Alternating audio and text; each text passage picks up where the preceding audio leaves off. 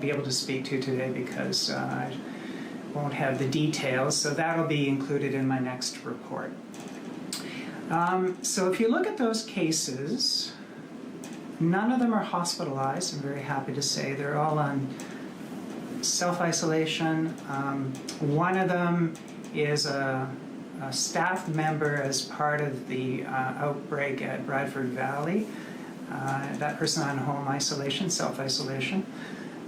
We have one case that's travel related. You'll note on our website we're not including information about the destination of travel anymore, and I won't be speaking to that anymore because we have found that that can become a way by which individuals become identified, that their privacy becomes compromised. So we're not going to be giving out destinations anymore, or locations of country where they would have come from. We've had one that is a community acquired, 3 that are close contacts of other individuals, and 1 that's under investigation. And all of them occurred in communities in Simcoe County, none in Muskoka. So if you look at our website, as per usual, the majority of cases are in the middle year range. So 53 of our 114 are between the ages of 35 and 64. The next largest group are older people, 65 and above. We've had 5 people pass away. In total, they've all been over the age of 70.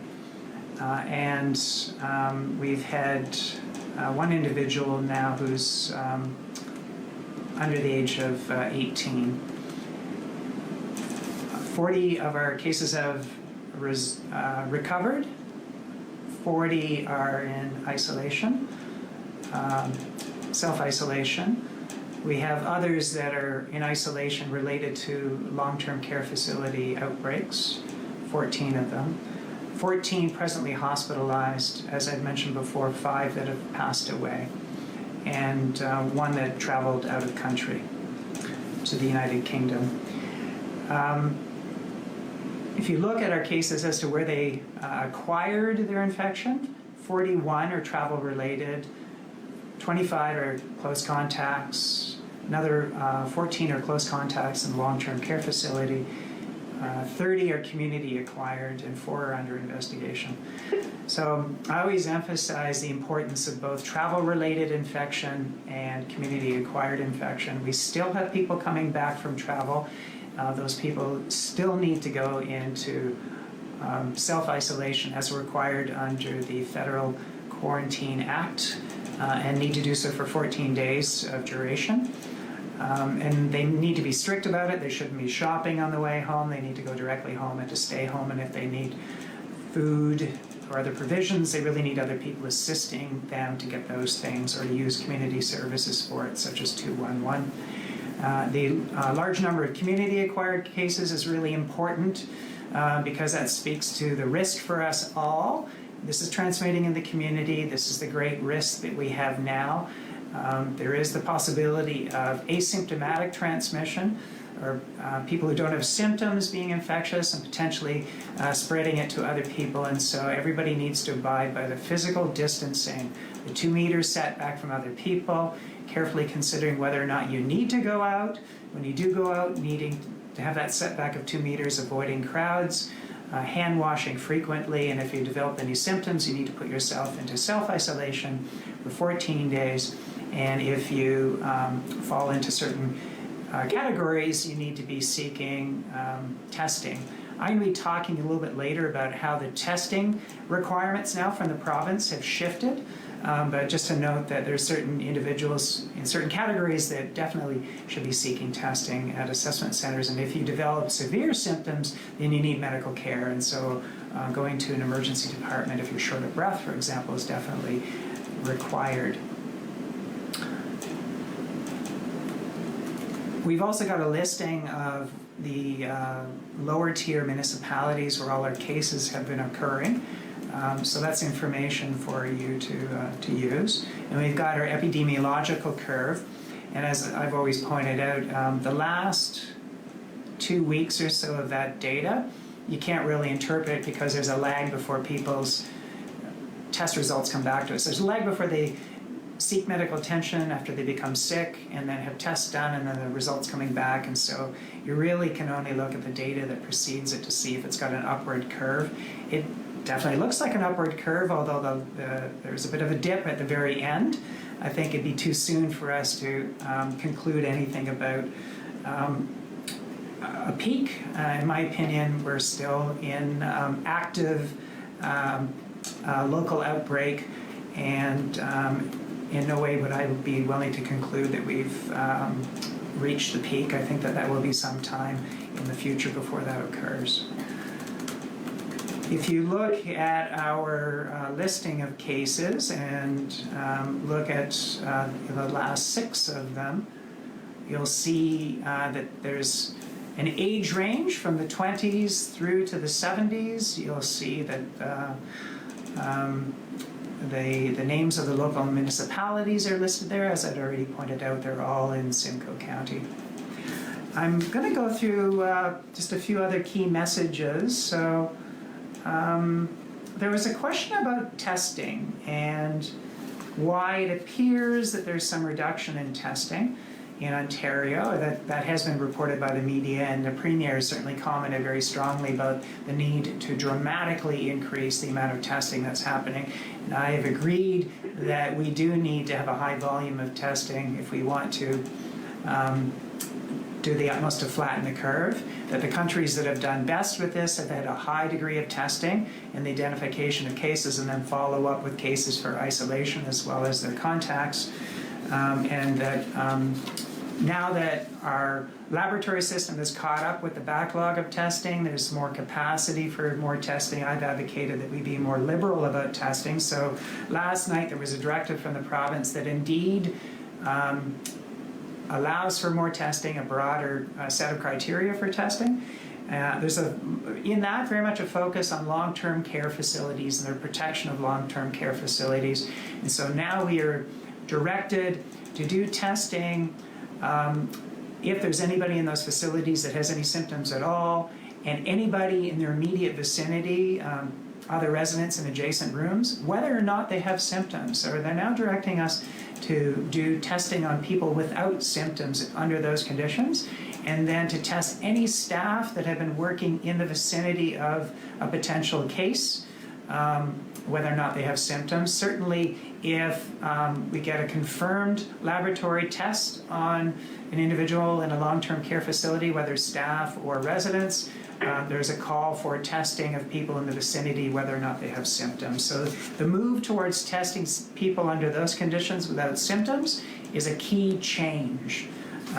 The directive from the province, another directive related to this from the province, spoke about the use of masks by staff in long-term care facilities throughout their work in the facilities throughout their entire shift in order to protect residents. We at Simcoe Muskoka have been recommending that, and we think that this is a very positive move that the province is now requiring that, and we are communicating that all of this out to our long-term care facilities, and we're also providing them with the swabs they would need to be able to do the kind of testing that we're now required.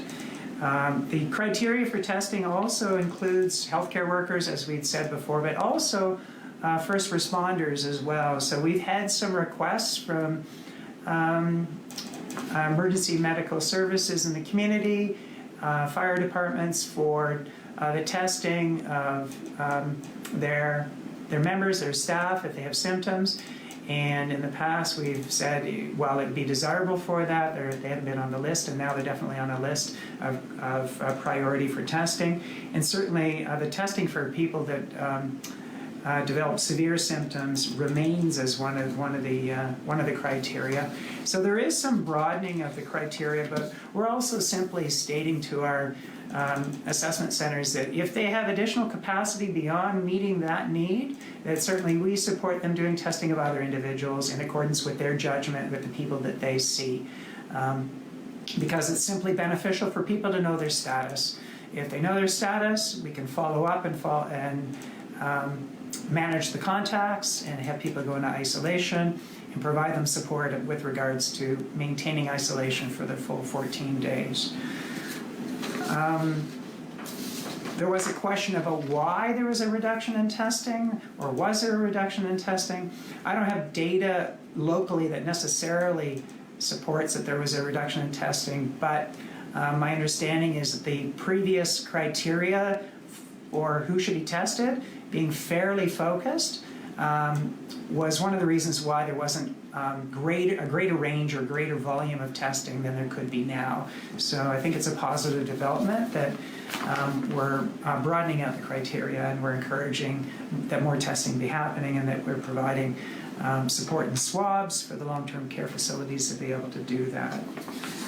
On our website, we've got some new resources. So we've got a section now about non-medical masks, so the use of cloth masks for people in the community when you go out to locations where you feel you can't maintain the physical distancing of 2 meters. There is the possibility of using a cloth mask for that purpose.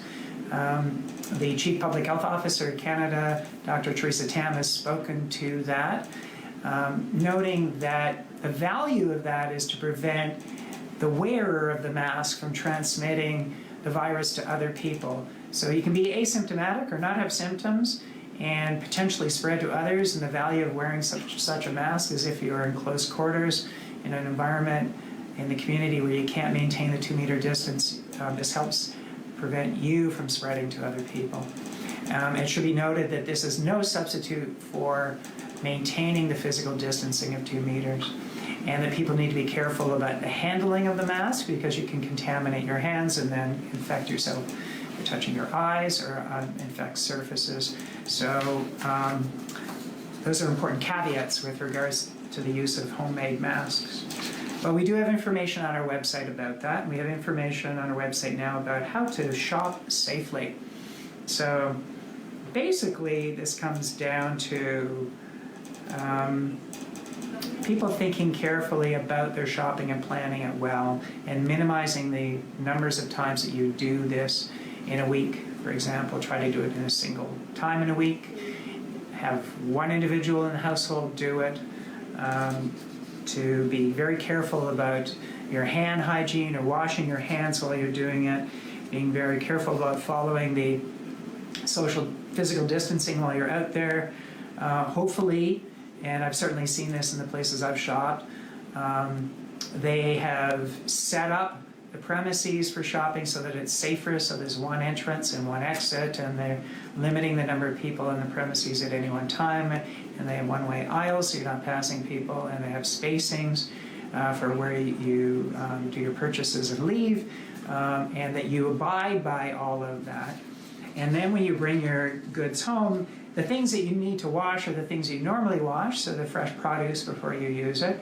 The things you cook well as always, you should cook well. And after you've finished putting everything away, you need to be when you get home, you need to wash your hands. After handling things, you should be washing your hands, and you should be washing the surfaces that you've been working on as well. So all that kind of information is on our website. Just to let you know about our schedule over the long weekend, we will have our next media briefing on Monday. So we won't be doing a media briefing tomorrow on Good Friday, but we will be providing our health statistics on Saturday and then again on Monday. And it's very important for people to know that our Health Connection line to receive calls continues every day through the weekend.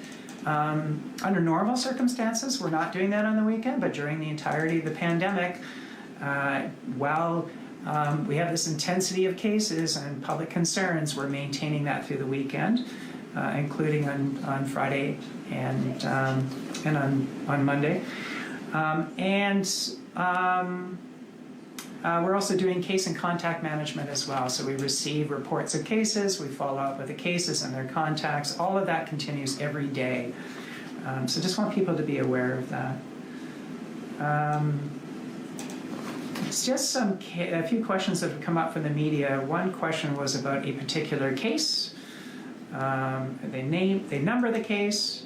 That case is noted to be in a hospital, in South Lake Hospital, but they want to know whether or not that individual is intubated. My answer is that I actually don't know offhand, but we do limit the amount of information we give about individual cases because of privacy. We don't want to give so much that people are able to determine who's who and therefore determine people's identity. Some other questions from the media. Can you explain the pending status and the current outbreaks of long-term care facilities listed on your website? And then they talk about a specific outbreak, and they're wondering about the status of the facility. And my answer is that pending means that we're still submitting test results, waiting for test results. I don't have specific test results. It certainly means that we don't have a positive COVID test result on those facilities. Outbreaks are common through the winter and into the spring, and most of the time, despite our investigations, we don't actually identify the pathogen, and we continue to manage them with all of our control measures until the outbreak is over.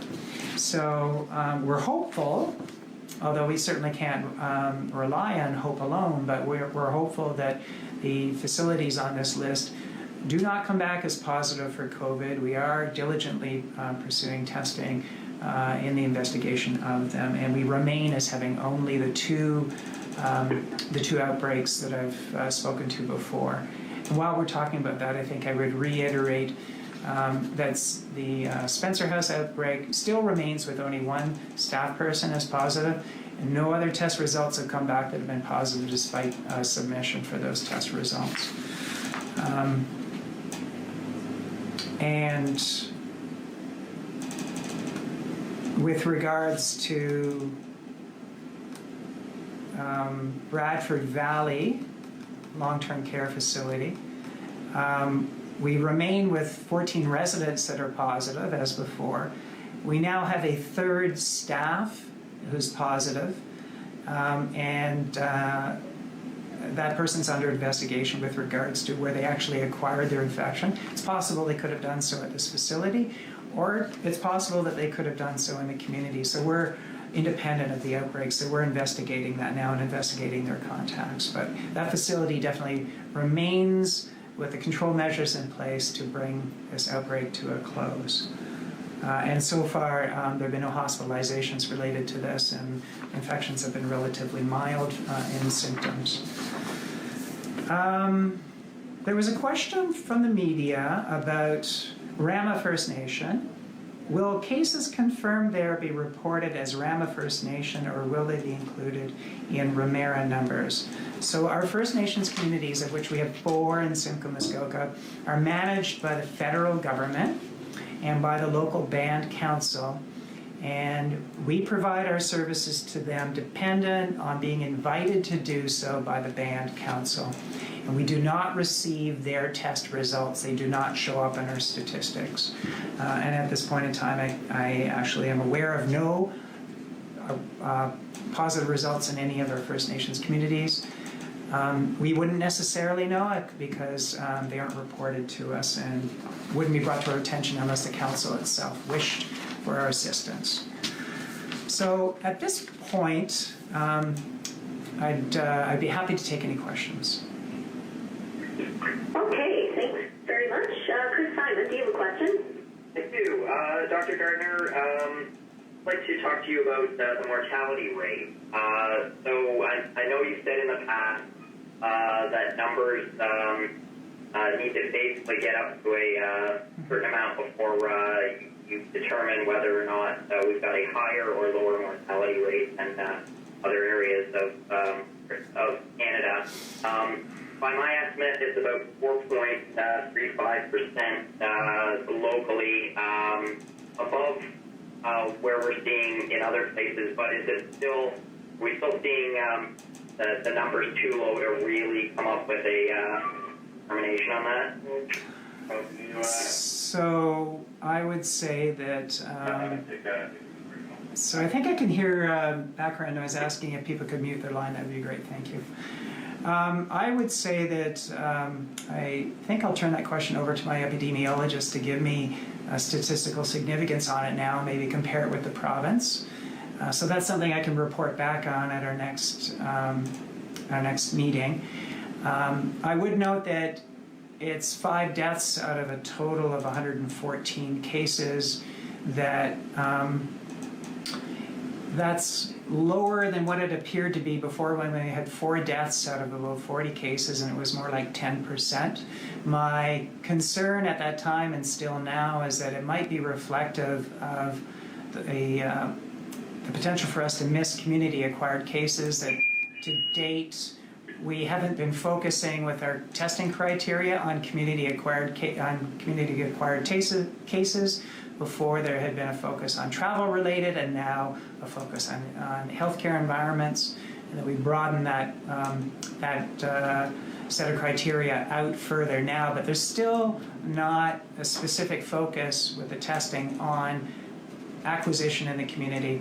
That's what we see are the severe cases. There is a focus on severe cases. So we're picking up the severe community cases more so than the mild ones, and I think that that's affecting the denominator, affecting the total number of cases that are going to be tested positive. I expect with the broadening of the testing criteria and with the active call from the Premier for more testing to be happening, that we're going to see a jump in positive cases that would be the result of simply more testing. I expect that you'll probably get a broadening out of the denominator, the total number of cases, more so than mortality at the top of the numerator in the equation, and that may very well end up with a rate of ours approaching the provinces. But we'll have to see, and I will report back on the statistical significance on Monday. My second question is actually just a bit of a technical question about outbreak. How long after in your last confirmed case at a long-term care facility would it be before you declared the outbreak over? It would be the incubation period, 14 days, that we actually the period of communicability that we're concerned about. 14 days after the onset of, thinking this through now, to be maximally protective, it would have to be 14 days after the end of the last case being communicable, right? So with residents that continue to be on the premises, being cases, you'd have to wait until they've recovered and then go a full incubation period of 14 days after that. So it could be quite a long time when it comes to Bradford Valley, because they do have residents on the premises that are cases. In the case of Spencer House, would be merely 14 days after the staff case was identified, because that individual is not staying at Spencer House. And so, sorry, just to point of clarity, so for example, Bradford Valley, they could be looking at another month potentially in outbreak mode. You'd have to go 14 days after the recovery of the last case, so you're probably 28 days from the onset of the last case. So you're looking at close to a month from the beginning of the last case of a resident or exposure of the staff person, whichever is longer. Thank you, Dr. Gardner. Have a great long weekend. You too. Erica, do you have a question?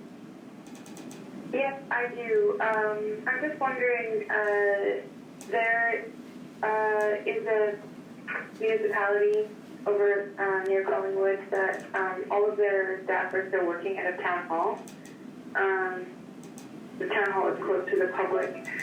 And then there's instances here of press conferences with, like, in person. So I just wondered what your comment is on those. You've been recommending staying home, working from home, physical distancing. If it's in Simcoe, Muskoka, I would want to know about it, because I think we would approach them and advise that they do something else, use remote means of having such meetings. Certainly we've embraced that as a health unit, and we strongly advise that to all venues. And if there's actually a violation of the provincial requirements of more than 5 people being prohibited being together outside of an essential work environment, then we would be working with the police to enforce that not happen. If it's out of our jurisdiction, I would recommend that the matter be raised with that municipality directly and with that local health unit.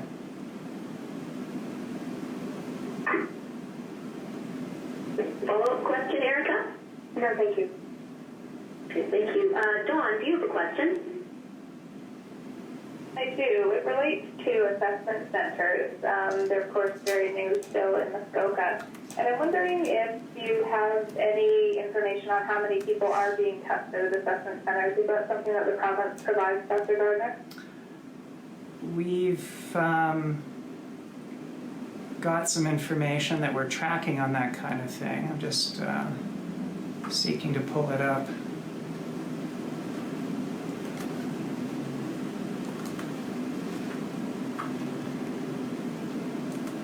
In my various spreadsheets here. Yeah.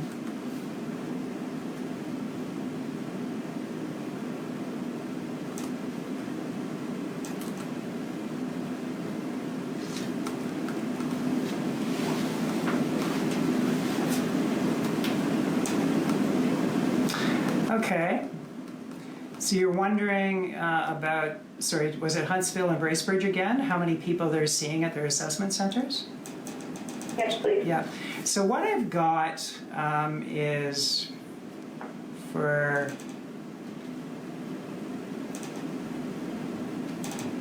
this week, April 6th, 7th, and 8th, in the range of 3 to 7 assessed in Huntsville, between 10 to 8 in Bracebridge, and that range actually looks like small numbers, very limited numbers according to the data that we've had reported to us. Probably be those numbers? Yes, and they'd probably be best. I mean, I've got this data here, but I would suggest that you also make contact with their leadership to confirm. Okay, I'll do that. Thank you so much. You're welcome. Do you have a follow-up question, Dawn? No, that's all for me. Thank you. Okay, how about you, Sarah Law? Do you have a question? I think my question was already answered, so thank you very much. You're Well, welcome. that's handy. James Fuller, do you have a question? James, are you on mute? Okay, how about Mandy, do you have a question? Yeah, I just want some clarification, Dr. Gardner. You had talked about how they're kind of broadening the scope of who can be tested. I just want to clarify, will they now be testing people who come to these assessment centers with symptoms but have not traveled? Yes, the criteria were more focused on healthcare workers, severe cases, certainly those who work in long-term care facilities. It broadened out in a very big way long-term care facilities and the numbers of people that should be tested, even testing those that have no symptoms. And now they're also including first responders as well, so fire, police, EMS. And you had said it's kind of at a discretionary as well, if they feel someone should be tested?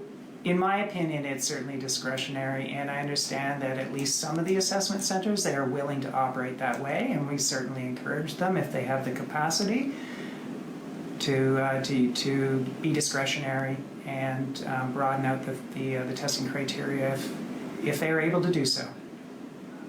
And my last follow-up, do you think that we will see a flood of people heading to these assessment centers now that they kind of know that it's not just travel related? You can go if you're showing symptoms? So I would hope so. I do know that first responders will.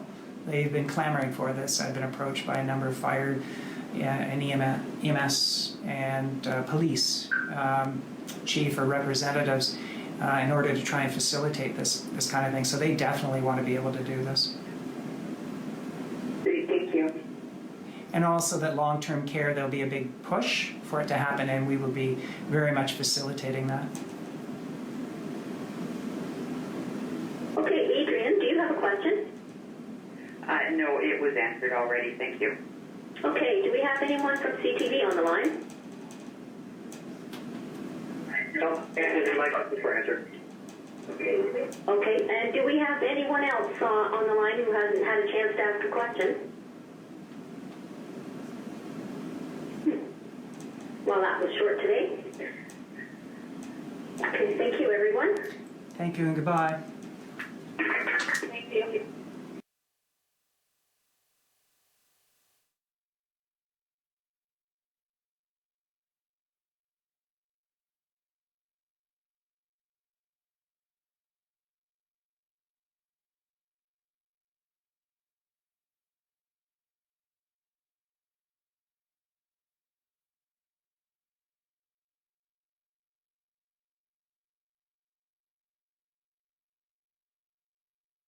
I'll put down a wager on any deal, but I can't predict the future when I light up the fuse. I need to spend my time with you. Please let me wash your car and hang your clothes. I'd make you feel good some more.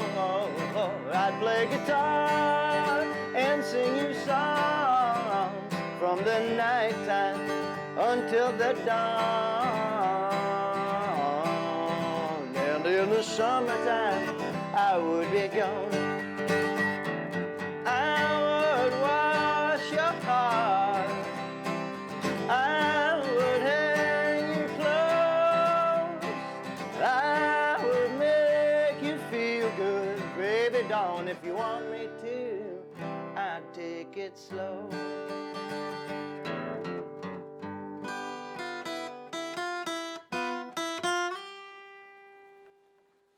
We are here in the heart of Barrie talking to our very own Mickey Moon. Welcome to the show, Mick. Great to see you. Thank you. How's it going, Ian? I'm doing very well. Thank you very much. So before we get going here, going into too much depth here, we talked earlier about previous bands you had played in and growing up in Barrie. Can you tell me a little bit more about how you kind of got into the music scene in the Barrie area? I grew up listening to my parents' music. Buddy Holly and my father's sort of why I started playing guitar. And then as a teenager, punk rock obviously made a huge influence on me. And I think my first show I ever played was in Alliston at Club 36. I was 18 years old before being of age. And it wasn't long before I, made some contacts in town, started opening for other bands, and just took it from there. Cool. So I'm following you as I have over the last, 20 years or so. You are probably one of the most eclectic musicians I know of in this city. There's been rockabilly, the metal. I think you did some country. Like you've done almost everything under the gamuts of music. Do you find that actually a bit of a curse in some ways to be so diversified, or is there one that you particularly want to focus in on and the rest are kind of side projects? I think, as my career has sort of begun to penetrate the professional world, it's a curse because people like to generalize and, everything look a certain way. Country is roses and smoking guns, and punk rock is studs and leather. And I just continue to refuse to accept that. And I think of myself more as an artist than a musician, I suppose. People like The Clash really influenced me. They're punk rock, but they're very diverse. And that's the way I need to conduct my own artistic output, Yeah. I think it was a couple of years ago now. I know that you had gone to Montreal to do your one-man band thing. Yes. That absolutely, I find that absolutely amazing that you pulled that off. Tell me a little bit more about that. How did that concept come about, and how did you actually, what instruments did you play, and how did you actually pull that off? So the one-man band was sort of, I was in the middle of recording a record, and I didn't have a band at that time. And I was watching my peers perform, solo acts and stuff like this. And it was actually a local friend of mine, Matt Davey, who at the time was playing in the Dirty G Strings. Okay. And he was kicking on a kick drum, playing guitar. And I was like, well, I can do that too, but I'm going to do it my way. And so I had a snare rig built that I could play my kick and snare on the floor. And then I incorporated hi-hats as a crash cymbal. And then I developed my feet technique in the style of punk rock, that double bass. Yep. And I quickly learned I could do a country shuffle, and all these like rudimentary drum beats I could maintain while playing guitar. And I just put myself out there. It was, at the time, there was a local venue running called the DIY. Mm-hmm. And they invited me to perform, and that was my first performance in that setup. It wasn't long after that I started to make, contacts outside of Barrie, and learned that, there was an actual scene happening globally for the one-man band. You took it to Montreal, didn't you? Yeah, I was invited to play at a festival there 2 years consecutively with, honestly, North America's greatest one-man bands. A one-woman band, her name is Molly Jean. I opened up for her, and who else had been there? Yeah, it was an exciting experience, though. It was, it was one of those times too where you're completely dependent on yourself and your skills. There's nobody else's input, and you got to know that you're capable of doing that. And it just, for the time, it felt really good to rely on nobody other than myself, Yeah. So what's going on these days? What's Mickey Moon up to now? Currently, I'm recording at Drive Studio in Woodbridge with Steve Risen. Working on getting my stuff out there. It's sort of been it always is an uphill battle. True. But I finally got a great group of guys supporting the rhythm.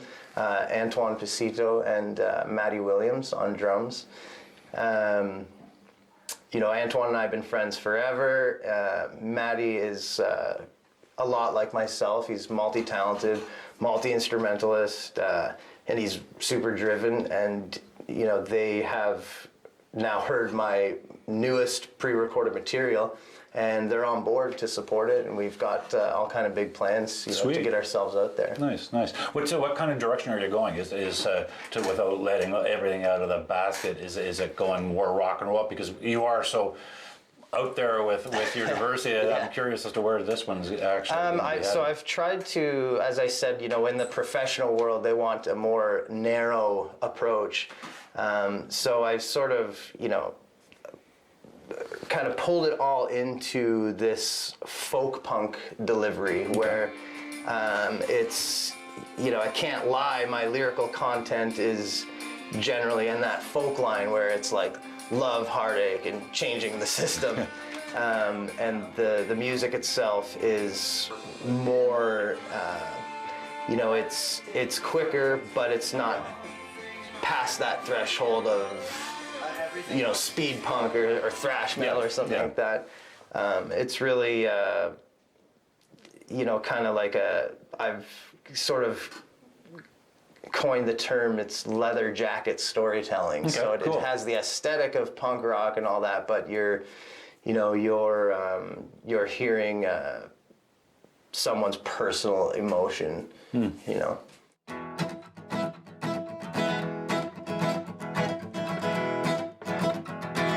Wading in the water, chasing alligators. My cousin's a snake handler. I'm a real charmer. What you gonna do?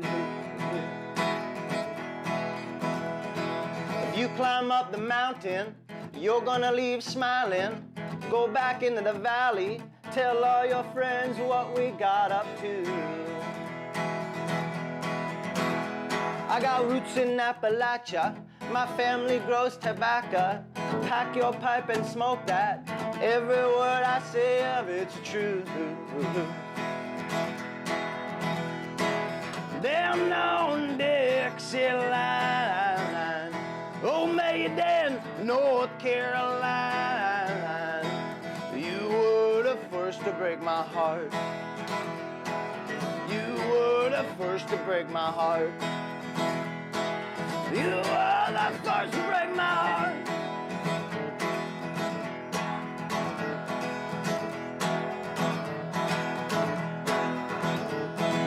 My red bone is howling, sniffing raccoons in the forest. Sundays we go hunting, I'll trade them pelts in for a night with you. Pop-Pop smash is cooking, Bessie Ann feeds the goats in the morning. My mama's been saying, if you get lost, follow that smoker back to the still. At the moonshine annual shindig, I'm gonna kiss you while we is dancing. You'll look up at the moon and remember what all of this was for. What was it for? Down on Dixieland, oh Maiden, North Carolina, you were the first to break my heart. You were the first to break my heart. You were the first to break my heart. I got nothing to hold against you. We was only young children then. I got nothing to hold against you. We was only young children then. Way back then. And now we're wading in the water, chasing alligators. My cousin's a snake handler. I'm a real charmer. What you gonna do? I got roots in Appalachia. My family grows tobacco. Pack your pipe and smoke that. Every word I say of it's true. Yeah. So you've been around this area for quite a while now in the Simcoe, well, predominantly Barrie, I guess, in this area. What does Barrie offer to you, and why haven't you left? Like there's a whole, like you said earlier, there's a whole oyster out there waiting for you. Yeah. Is there something here that drives you to stay here, or do you find this like a comfortable nesting place? It's interesting the way you put that question, what Barrie has to offer me, because quite frankly, it's been nothing in more recent years. It seems that the better I do and the more self-improvement I make, the more I'm ignored by officials in this town. Okay. I think, mainly what keeps me here is my mortgage at this point. Yeah. And I'm lucky enough to have a home where I can invite, like-minded artists over, and we can practice and hone our skills. And it's really just, people refer to it as a sleeper town. They're commuting to Toronto. It's sort of the exact same thing for me. A lot of my work, getting my stuff out there is outside of Barrie. Unfortunately, it would be nice, but if things were different, but that's just the way the cookie crumbles, I suppose. That's the truth, so yeah. Nothing wrong with that. Yeah. Getting on to being rooted here, you've also done some international things as well, other than the music. We talked earlier about your movie production and stuff, and the video production. Can you tell us what's going on with that?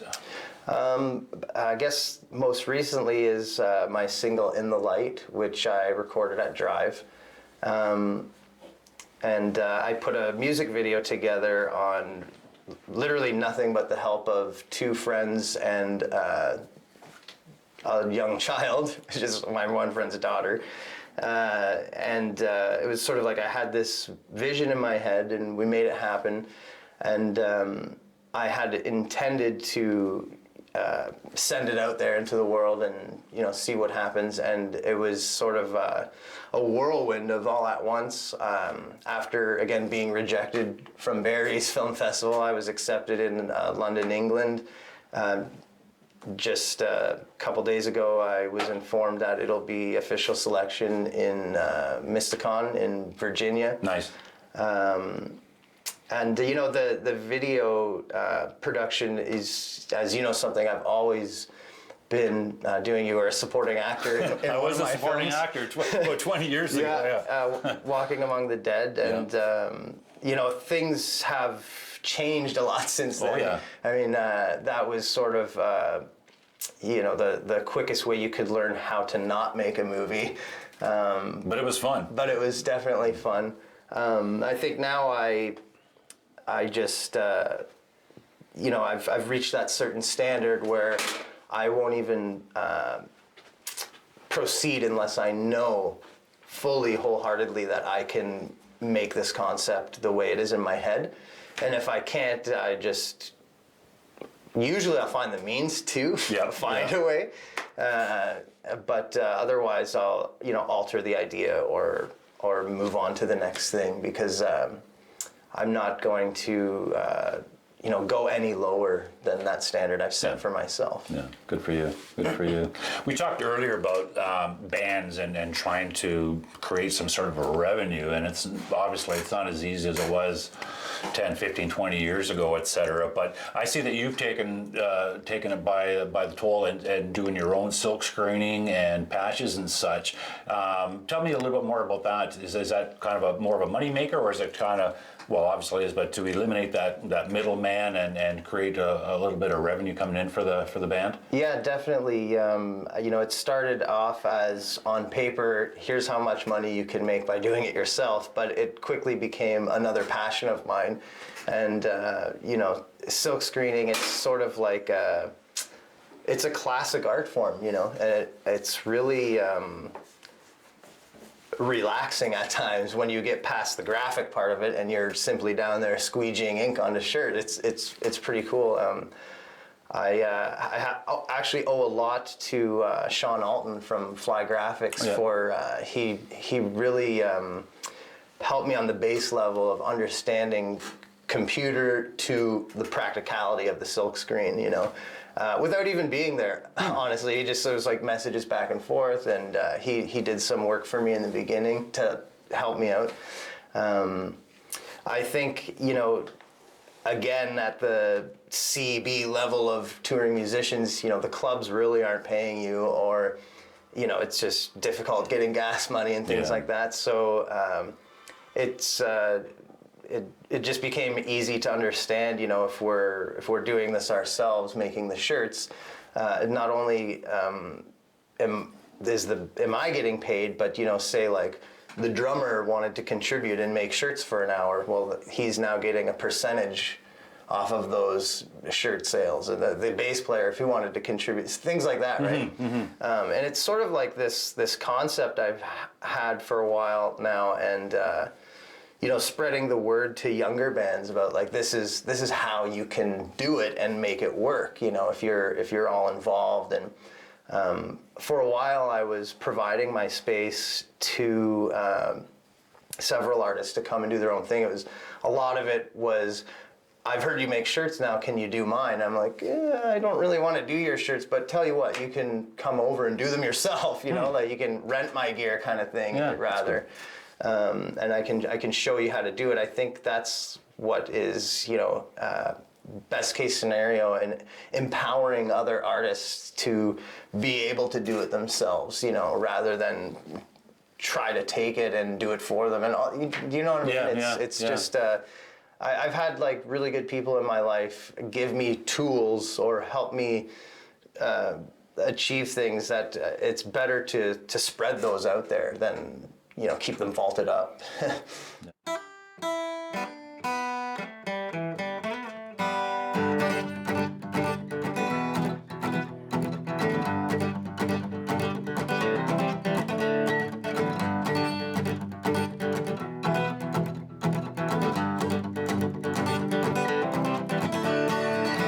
like every man tonight. Dance with the devil, but silly me, I fell in love with her. Like every boy at a young age, I gave my heart away far too early. After all my sins, I will sin again to ensure eternity. Well, that woman wasting time with trouble. No other girl would fit my lifestyle except that dark queen baby. Oh, down in Hades, yeah, she waits for me with a companion like pain. You're easily tempted. Oh yeah. Oh yeah. Loving her is like a disease. All you tightly knitted local folk won't say you're sorry for condemning my bride, burning her at the stake, feeding fuel to my flame and making my bones shake. I'll say another prayer, save us from despair. My beautiful dark angel, will you be home when I get there? Wasting time with trouble. No other girl would fit my lifestyle except that dark queen baby. Oh, down in Hades, yeah, she waits for me with a companion like pain. You're easily tempted. Oh yeah. Oh yeah. Oh yeah. Oh yeah. Wasting time with trouble. No other girl would fit my lifestyle except that dark queen baby. Oh, down in Hades, yeah, she waits for me with a companion like pain. You're easily tempted. Oh yeah. Oh yeah. Oh yeah.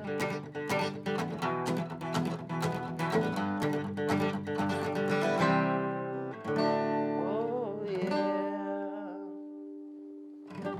On a more serious note, hopefully you don't mind we talk about this, because we did talk prior and about being in the music industry and being an artist and film, etc., and how drugs and alcohol can be such a heavy weight on us, and we use it as a crutch.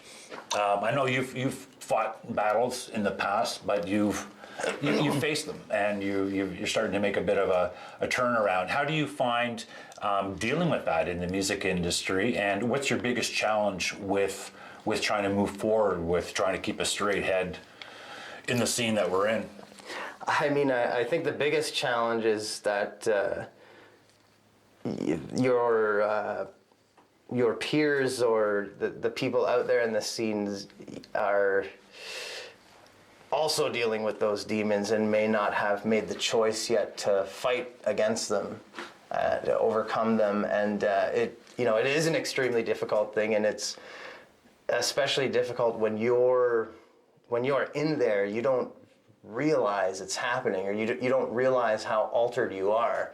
Because I mean, let's face it, we're having fun, and we're out of control, and we wake up the next morning and whatever. A lot of the clubs want to pay you in draft beer, or you have people who have waited to see you out of town, and they have whatever substance waiting for you after, and it's like it can be hard. But I think once you really get to know yourself, and I mean low down, like when you are low down and you look in that mirror and you know that you have nothing left to rely on, Yeah. Was there a low point that actually where you came to that conclusion? It was for me in 2015, returning from Los Angeles and realizing I had lived out a lifelong dream of mine, but wasn't really in the moment consciously, because it was just like every other party at the cottage kind of thing. Yeah. Like wake up and be drinking and make it to the show, yeah, barely, but you're just not there, and that was a huge turning point for me, because it's just like, damn, I was there, but I didn't absorb it fully because, well, how could I, you know?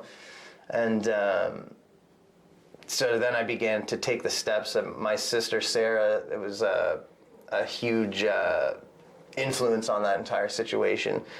And you know, you remind yourself over and over again, there's at one point for a man, at one point for a woman, you have to, well, I think anyway, that you have to come to that spot where you rely on nothing, no other person, you know, whether it's a relationship, male, female, no drug, no substance, no distraction. You just have to zen out with who you are and move forward with that, you know.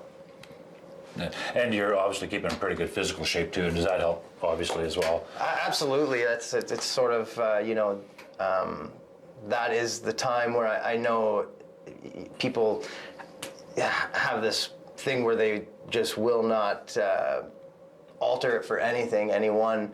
It's like that hour in the day for me where, you know, I turn my phone off, I won't answer my doorbell, and I'm doing my physical routine, my exercise. It keeps me mentally focused. Honest to God, it's wild how confident you can become mentally, you know, by sweating it out, you know, like in the gym kind of thing. Yeah. I know it sounds like really weird, and it's something that I wouldn't have attested to, you know, 5 years ago.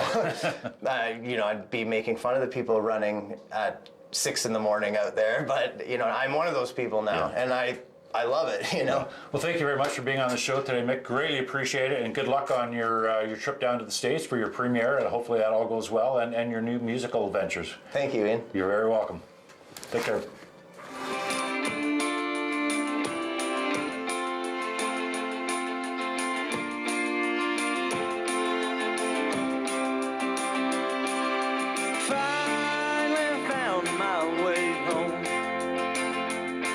When I got there, no one opened the door. Not a friend in town to call. There was no one left at all. In the light, in the light, in the light, all things must die. At Kawartha Dairy, it's been 80 years of fresh, delicious dairy products and 80 years of incredible memories. We've come a long way since 1937, and it's all thanks to our amazing customers. Thank you, Ontario. Here's to 80 more years. Call the Rogers TV viewer response line, email us, or connect with us on social media.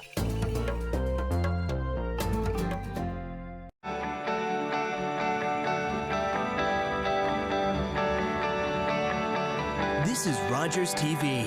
Barrie.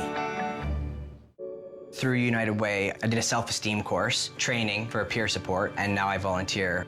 It's a lesson that comes from the nature of doing work with the United Way that gives me a new lease on my life. Oh, here we go. I'm knocking at the door. I'm definitely going to be the last one standing. This is mine. Bring it on. I'm ready to go. Go, go, go, go, go.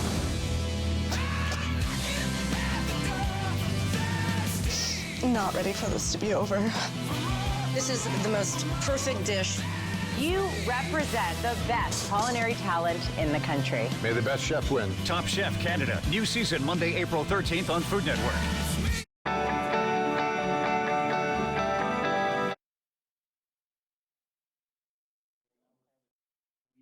Order. Welcome everyone to our second virtual general committee meeting.